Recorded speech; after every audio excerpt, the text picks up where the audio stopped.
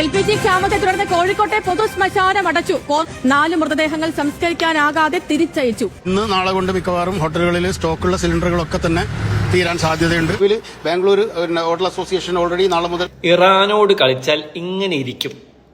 ഞാൻ പറഞ്ഞാലോ, നമ്മൾ ഈ കാണുന്ന വീഡിയോയുടെയൊക്കെ കമന്റ് ബോക്സിൽ നിങ്ങൾ പോയി കഴിഞ്ഞാൽ, ലേറ്റസ്റ്റ് യുദ്ധത്തിന്റെ അപ്ഡേറ്റ്സിലേക്ക് പോയി കഴിഞ്ഞാൽ നമുക്ക് കാണാൻ പറ്റുന്ന വലിയ കമന്റ്സ് പവർ ഓഫ് ഇറാനോട് കളിച്ചാൽ ഇങ്ങനെ ഇരിക്കും എന്നുള്ള കമന്റ്സ് ആണ് ഫുള്ളും. അതായത് ഗ്യാസ് ഷോർട്ടേജ്, പെട്രോൾ ഷോർട്ടേജിനൊക്കെ കുറിച്ച് പറയുന്ന സമയത്ത് നോർത്ത് ഇന്ത്യൻസ് ഒക്കെ ഒരുപാട് എഴുതിയിട്ടുണ്ട്. ഈവൻ മലയാളികൾ പോലും എഴുതിയിട്ടുള്ള കമന്റ് ആണ് ഇറാനോട് കളിച്ചാൽ. പിന്നെ അതുപോലെ I support Israel, I support US, ഈ കമന്റ്സ് ഒക്കെ വരും. ഒരാഴ്ച കൂടി നിങ്ങൾ ഇത് എഴുതും. ഒരാഴ്ചക്കധികം യുദ്ധം നീണ്ടുപോയാൽ പിന്നെ ഈ കമന്റ് എഴുതാൻ നിങ്ങൾ ആരും ഉണ്ടാവില്ല എന്ന് വെച്ചാൽ ചത്തു പോകുന്നൊന്നുമല്ല.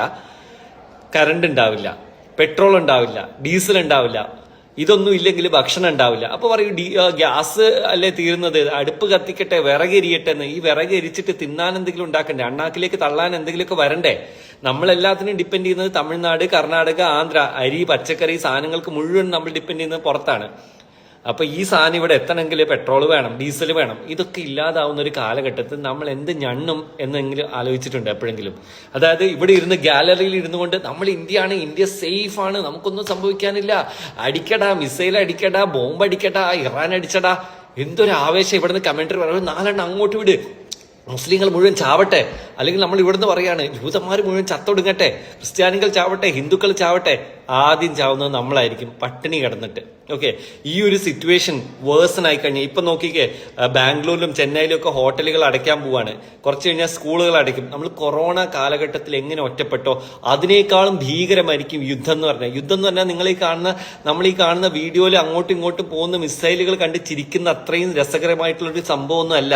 യുദ്ധത്തിന്റെ കെടുതി എത്രത്തോളം എന്ന് അറിയണമെങ്കിൽ അത് അനുഭവിച്ചിട്ടുള്ള രാജ്യങ്ങളോടൊന്നും ചോദിച്ചാൽ മതി. നമ്മളൊക്കെ കേട്ടിട്ടല്ലേ ഉള്ളൂ 1-ാം ലോക മഹായുദ്ധം, 2-ാം ലോക മഹായുദ്ധം.